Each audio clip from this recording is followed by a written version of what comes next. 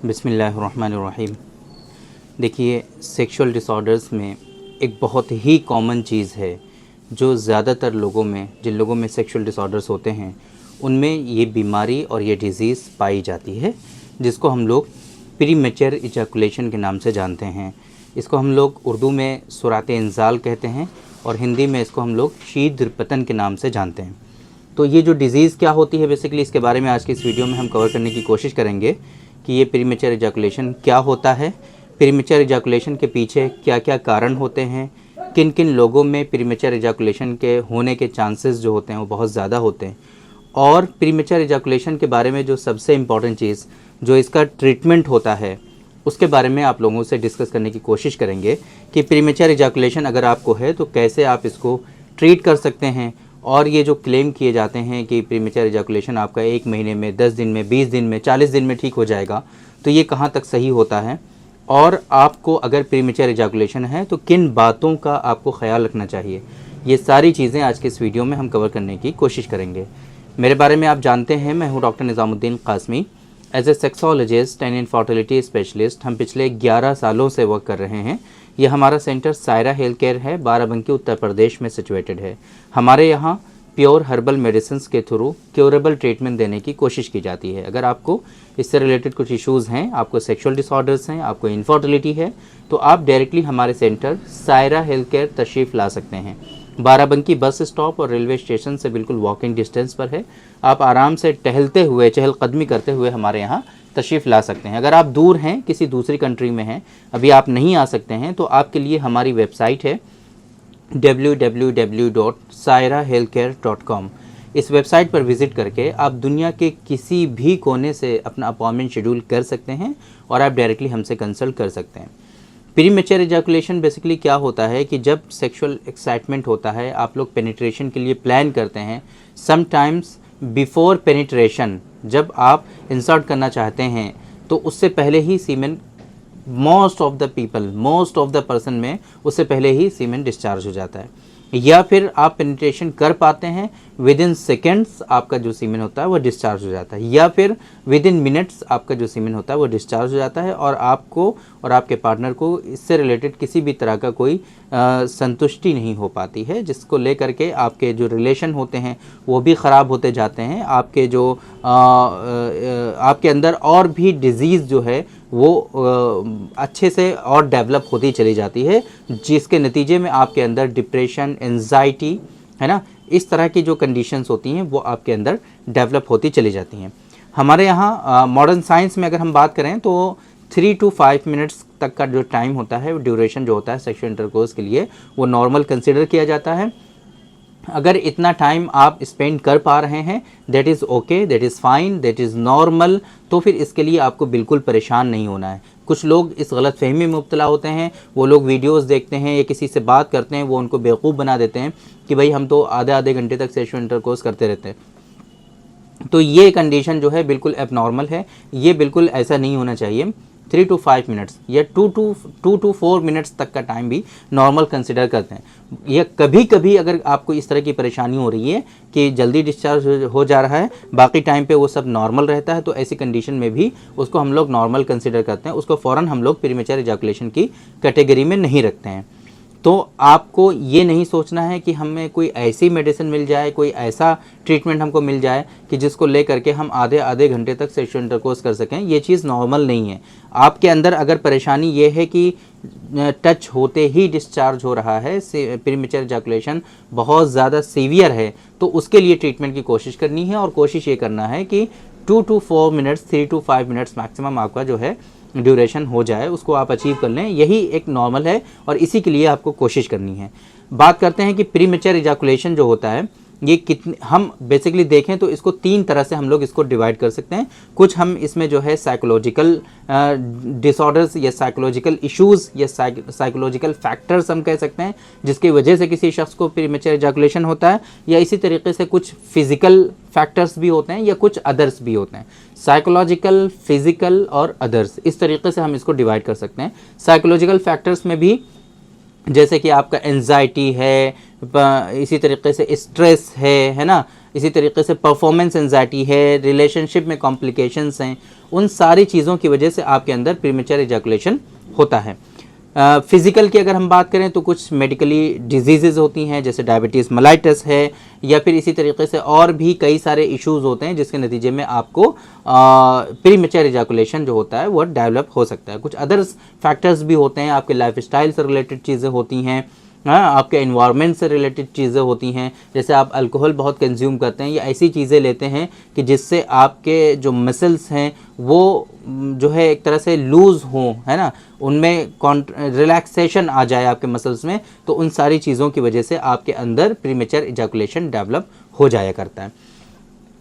अब अगर आपके अंदर प्रीमेच्योर इजैकुलेशन है तो फर्स्ट ऑफ ऑल आपको डायग्नोज करना पड़ेगा कि प्रीमेच्योर इजैकुलेशन किन्हीं कारणों से आपके अंदर हो रहा है। क्या आपके अंदर साइकोलॉजिकल फैक्टर्स हैं, क्या आपके अंदर जो है फिजिकल इश्यूज़ हैं, या फिर कुछ अदर इश्यूज़ हैं आपके अंदर, वो क्या इश्यूज़ हैं जिसकी वजह से आपके अंदर प्रीमेच्योर इजैकुलेशन डेवलप हो रहा है, उसको डायग्नोज करना ये बहुत इंपॉर्टेंट है। और ये हमारी अपनी तहकीक है, हो सकता है कि ये सही भी ना हो, बट हम इस तहकीक की बुनियाद पर अपने पेशेंट का हम ट्रीटमेंट करते हैं और अल्हम्दुलिल्लाह बहुत ही ज़्यादा बेनिफिट्स हमें देखने को मिलते हैं।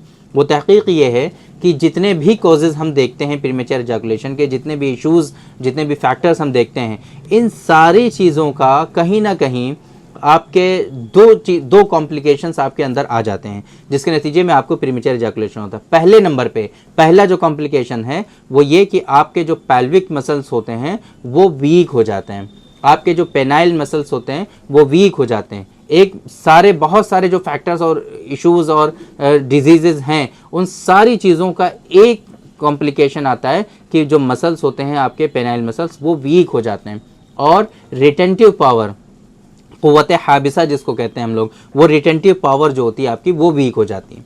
एक तो सबसे बड़ी परेशानी ये होती है ऐसे लोगों में कि वो उसको होल्ड नहीं कर पाते। दूसरे नंबर पे एक कंडीशन और होती है जिसको हम लोग हाइपर सेंसिटिविटी के नाम से जानते हैं। ये दो कॉम्प्लिकेशंस जो हैं आम तौर पे डेवलप होते हैं, हमें इन्हीं पे फोकस करना होता है ड्यूरिंग ट्रीटमेंट। आप लोग एक तो गलती बहुत ज़्यादा ये करते हैं कि मार्केट से वैग्रा, मेनफोर्स, टडालाफिल, सिल्डेनाफिल इस तरह की दवाएं खाना शुरू कर देते हैं। कभी भी प्रीमेच्योर इजैकुलेशन के लिए आपको कोई भी मेडिसिन नहीं लेनी चाहिए। प्रीमेच्योर इजैकुलेशन के ट्रीटमेंट का मतलब ये है कि अगर आप डायरेक्टली प्रीमेच्योर इजैकुलेशन के लिए मेडिसिन ले रहे हैं तो उसका सिंपल सा मतलब ये है कि आप अपनी बॉडी में और ज़्यादा कॉम्प्लिकेशंस पैदा कर रहे हैं, आप अपनी बॉडी में और ज़्यादा बीमारियां डेवलप कर रहे हैं, आप अपनी बॉडी को और ज़्यादा बीमार बना रहे हैं, नुकसान पहुंचा रहे हैं। आपको कभी भी प्रीमेच्योर इजैकुलेशन के लिए कोई भी मेडिसिन नहीं लेनी है। First of all premature ejaculation के लिए डायरेक्टली जैसे कि मेनफोर्स, टडालाफिल, वैग्रा, सिल्डेनाफिल वगैरह ये कुछ भी नहीं लेना है।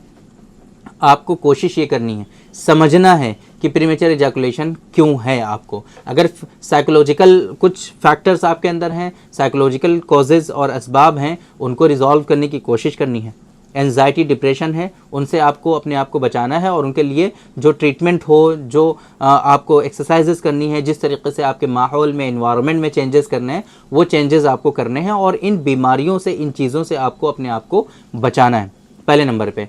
इसी तरीके से अगर फिज़िकल कुछ इश्यूज़ हैं आपके अंदर, है ना, हाइपरटेंशन है, डायबिटीज़ मेलाइटस है, या फिर और बीमारियां हैं, उन बीमारियों को कंट्रोल रखने की कोशिश करनी है, वो कंट्रोल रहेंगी आपकी, है ना। इसी तरीके से अदर फैक्टर्स जो भी कंट्रीब्यूट करते हैं आपके प्रीमेच्योर इजैकुलेशन के लिए, उन प्रीमेच्योर इजैकुलेशन से उन फैक्टर से अपने आप को बचाने की कोशिश करनी है। जैसे आप अल्कोहल कंज्यूम कर रहे हैं, ड्रिंक कर रहे हैं, स्मोकिंग कर रहे हैं, इस तरह की जो भी चीज़ें आप फॉलो कर रहे हैं जिसके नतीजे में आपको प्रीमेच्योर इजैकुलेशन हो रहा है, उन चीज़ों से आपको अपने आप को बचाना है। और दो चीज़ों के लिए आपको मेहनत करनी है। पहले नंबर पे ऐसी मेडिसिन का इंतखाब करना, ऐसी चीज़ों को चूज़ करना कि जिससे आपके पैल्विक मसल्स जो वीक हुए हैं वो स्ट्रॉन्ग हो जाएं, आपके पेनाइल मसल्स जो वीक हुए हैं, जो रिटेंटिव पावर कम हुई है, डिक्रीज़ हुई है, उसको इन्हांस किया जाए और वीकनेसेस को रिजॉल्व किया जाए। पहले नंबर पे मेडिसिन का इस्तेमाल, जैसे कि हमारे यहाँ डॉक्टर कासमीज़ नुस्खा नंबर 108 है, 108 हाईली इफेक्टिव है ऐसे पेशेंट के लिए। वो 108 का इस्तेमाल करें, एक चम्मच सुबह शाम, और कीगल एक्सरसाइज साथ में करें, कीगल एक्सरसाइज साथ में करें, और 104 जो ऑयल है उसको अप्लाई करें। ये प्रोसेस है, इस प्रोसेस में थोड़ा टाइम रिक्वायर्ड होता है, 3-4 महीने तक का टाइम अगर आप सही से ये करेंगे तो फिर आपके अंदर स्टैमिना आता जाएगा, जो रिटेंटिव पावर वीक हुई है वो स्ट्रांग होती जाएगी, जो वीकनेसेस और कमज़ोरियाँ आई हैं वो वीकनेसेस और कमज़ोरियाँ रिजॉल्व होती जाएंगी, और आपके अंदर जो प्रीमेच्योर एजैकुलेशन है वो नेचुरली क्योर होता जाएगा।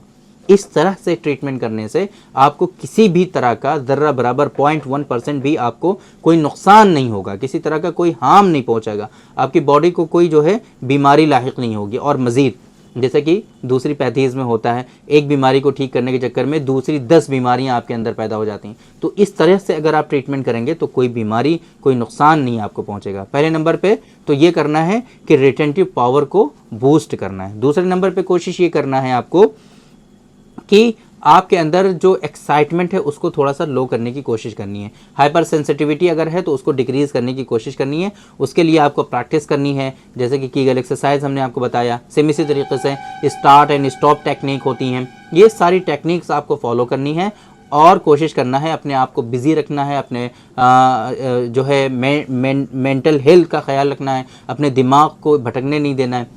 इन सारी चीज़ों को आप फॉलो करेंगे तो इंशाल्लाह देखेंगे बहुत ही जल्दी आपके अंदर प्रीमेच्योर एजैकुलेशन जो है वो क्योर होता चला जाएगा। साथ में एक चीज़ और होती है जिसको हम लोग हाइड्रोस्पर्मिया, रिक्कत मनी या वाटरी सीमेन के नाम से जानते हैं। ये प्रीमेच्योर एजैकुलेशन में काफ़ी ज़्यादा इंपॉर्टेंट रोल प्ले करता है। जिन लोगों में वाटरी सीमेन होता है उन लोगों में सीमेन जल्दी डिस्चार्ज हो जाता है। तो उसको रिजॉल्व करने के लिए डॉक्टर कासमी इस नुस्खा नंबर 130 नंबर का जो माजून है ना, वो आपको ज़रूर इस्तेमाल करना है। 130 नंबर, एक चम्मच सुबह शाम, 130 नंबर, एक चम्मच सुबह शाम, 108 नंबर, और लोकली जो है डॉक्टर कासमी नुस्खा नंबर 104 अप्लाई करना है, कीगल एक्सरसाइज करना है और स्टार्ट एंड स्टॉप टेक्निक करनी है आपको। ये 5 महीनों तक कंटिन्यूसली आपको फॉलो करनी है ये चीज़ें। अगर आप ये 5 महीनों तक फॉलो कर लेंगे इंशाल्लाह आप देखेंगे ग्रेजुअली आपके अंदर प्रीमेच्योर एजैकुलेशन जो है वो क्योर होता चला जाएगा। आपके अंदर ये जो बड़ी परेशानी है, 2500 साल से लोग परेशान रहते हैं, प्रीमेच्योर एजैकुलेशन का इलाज कराते रहते हैं, लेकिन ये चीज़ ठीक नहीं होती है। यही रीज़न है जिस वजह से ये ठीक नहीं होती है, क्योंकि वो प्रॉपर ट्रीटमेंट फॉलो नहीं करते हैं। आप एक मरतबा 5 महीने तक कंटिन्यूसली इस चीज़ को फॉलो करके देख लें, इंशाल्लाह आपका प्रीमेच्योर एजैकुलेशन परमानेंटली हमेशा के लिए ठीक हो जाएगा। तो उम्मीद करते हैं कि आज के इस वीडियो में जो इन्फॉर्मेशन हमने आप लोगों को डिलीवर करने की कोशिश की है वो आप लोगों को ज़रूर समझ में आई होगी और आज के इस वीडियो से आप लोगों को ज़रूर फ़ायदा हुआ होगा। तो थैंक यू वेरी मच, बहुत बहुत शुक्रिया आपका। आज के इस वीडियो में इतना ही। इंशाल्लाह कल फिर मुलाकात होगी आपसे एक दूसरी वीडियो में, हम डिस्कस करेंगे आपसे एक दूसरे टॉपिक पर। तब तक के लिए आप हमें इजाज़त दीजिए। अस्सलामु अलैकुम।